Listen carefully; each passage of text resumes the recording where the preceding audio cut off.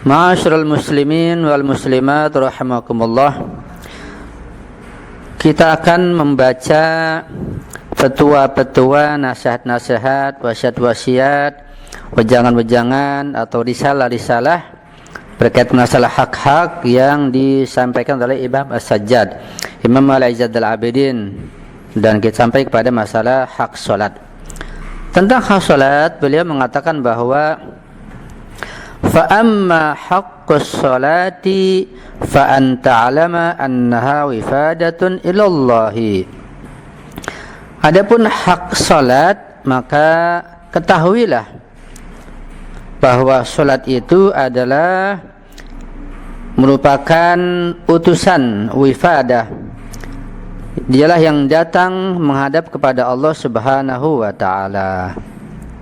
Ini ungkapan yang luar biasa bahwa salat merupakan wifadah, utusan yang akan datang menghadap pada Allah Subhanahu wa taala. Dari sini secara singkat dan secara sederhana dapat kita pahami bahwa ketika kita selesai menunaikan salat, dilihat kalau salat kita dengan landasan ma'rifatullah dan akidah yang benar, dan juga tata caranya, fikihnya, aturan-aturannya dari wudunya sampai sholatnya itu benar fikihnya, sesuai dengan bimbingan Rasulullah, sesuai dengan bimbingan orang-orang yang datang setelah Rasulullah sebagai penulis dari Rasulullah, dan juga memenuhi syaratus sihah dan syaratul qabul. Syarat sahnya lengkap, syarat qabulnya ada, maka sholat kita menjadi cahaya bagi kita, menjadi pembimbing, menjadi kenikmatan, dan bahkan menjadi penghalang dan penghalau dari berbagai macam perbuatan yang munkar. Itu kalau sholat yang kita kerjakan berlandaskan kepada keimanan yang benar, berlandaskan kepada ma'rifatullah dan usuluddin yang benar, serta fikihnya benar, wudu dan sholatnya, dan juga niatnya ikhlas, yaitu tidak ada riya, dan juga memenuhi syarat qabul dan syarat sihat, yaitu tidak ada riya dan juga berwilayah. Maka ketika itu salat menjadi tanha 'anil fahsya'i wal munkar. Kan itu ungkapan bahwa Al-Quran menjelaskan inna sholata tanha 'anil fahsya'i wal munkar. Salat dapat mencegah, dapat menghalau pelakunya sehingga tidak berbuat perbuatan yang keji dan munkar, tidak berbuat zalim, tidak berbuat jahat, tidak mencuri, tidak korupsi, tidak dusta, tidak menzalimi orang lain.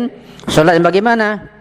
Salat yang dengan dasar keimanan yang benar, ma'rifatnya lurus, fikihnya benar, ikhlas, tidak ada riya, dan juga di situ pelaku salatnya berwilayah. Ya, jadi salat sebagai wifadah, utusan datang pada Allah, dialah yang akan melaporkan si pelaku salat. Nanti di surga kita mendapat hiburan, mendapat nikmat dari salat yang kita kerjakan, yang kita bentuk selama kita hidup di dunia ini. Dari mulai kita baligh, ya, laki-laki usia 15 tahun atau setelah mimpi basah, perempuan sejak usia 9 tahun qamariyah. Itu makna bahwa salat adalah wifadatun ilallah, sebagai utusan pada Allah.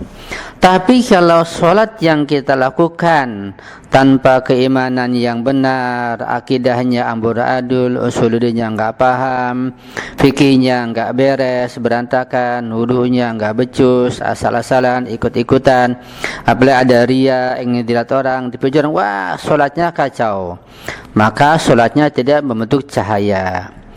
Dalam hadis dijelaskan salatnya seperti baju atau lap atau apalah yang sangat kotor, menjijikan, dan itu dilemparkan kepada pelaku salat. Ya, inilah salatmu yang rusak, yang hancur, kotor. Jadi salat itu memiliki wajah, memiliki bentuk. Kalau salatnya benar, maka bentuknya indah, bercahaya, dan menjadi nikmat. Tapi kalau salatnya tidak benar, salah, fikihnya enggak benar, maka salat menjadi bencana, senjata makan tuan.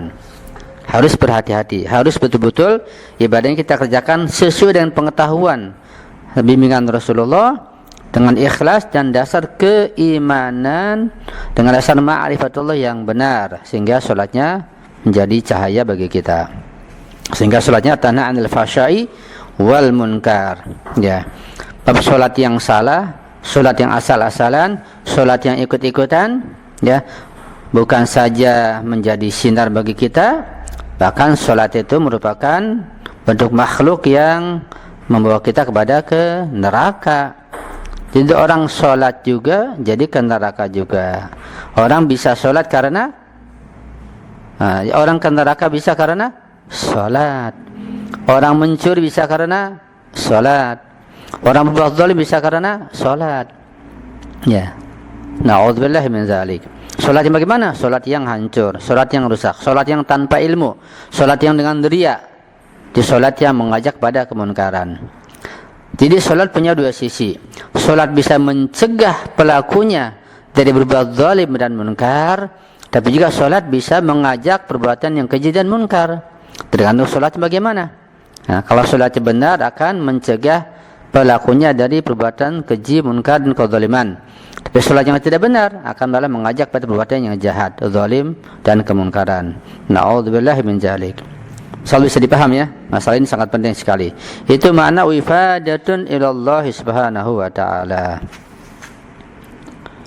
Jadi ini makna tajassumul a'mal. Amal ibadah apapun yang kita kerjakan, mau sholat, mau puasa, zakat, sedekah, apa saja bisa bertajassum, yaitu berbentuk menjadi makhluk. Ya, misalnya tasbih menjadi pohon-pohon di surga, ada buah-buahannya. Nanti ada yang berbentuk sungai, air, makanan, bidadari, macam-macam. Itu macam-macam ibadah. Sehingga ketika ibadahnya lengkap, maka nikmat surganya akan lengkap. Kemudian beliau mengatakan alaihissalam, wa annaka qa'imun baiha baina yadayillahi. Dan engkau, wahai pembaca, engkau berdiri di hadapan Allah subhanahu wa ta'ala biha, dengan sholat tersebut. Artinya ketika kita sedang melaksanakan sholat, kita menghadap Allah, kita berdiri di depan Allah bersama sholat tersebut yang sedang kita ciptakan, yang sedang kita buat.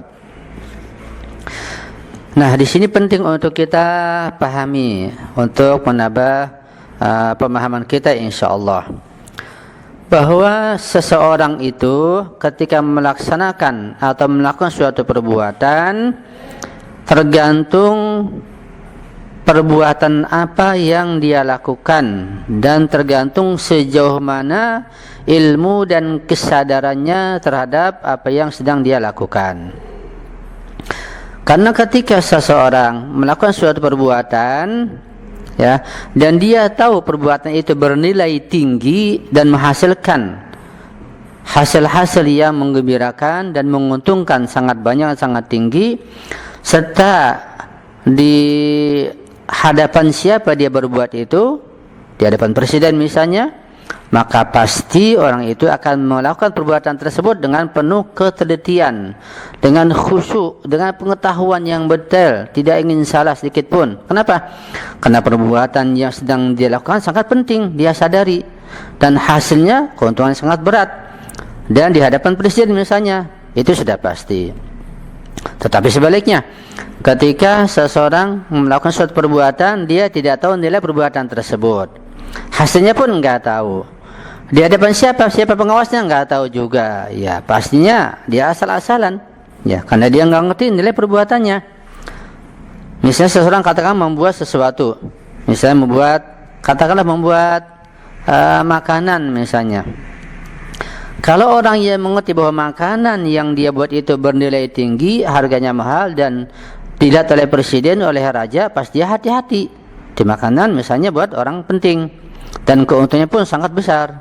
Begitu. Tapi kalau dia buat makanan enggak tahu nilainya, enggak tahu harganya dan untuk siapa, di hadapan siapa, maka dia asal-asalan membuatnya. Semakin tinggi perbuatan tersebut, semakin penting, maka nilai semakin tinggi juga, ya. Misalnya membuat istana, begitu, tentu nilainya sangat penting untuk presiden misalnya, maka dia akan semakin hati-hati. Begitulah dengan perbuatan ibadah sholat. Ketika kita tahu sholat sangat penting sebagai amududdin, tiang agama, bahwa sholat adalah merupakan sebagai lokomotif daripada ibadah yang lain, dan di hadapan Allah pasti kita akan hati-hati dengan penuh ketelitian, dengan ilmu yang lengkap insyaallah. Ini penting bahwa salat adalah suatu ibadah yang kita berdiri dengannya di hadapan Allah Subhanahu wa taala. Allah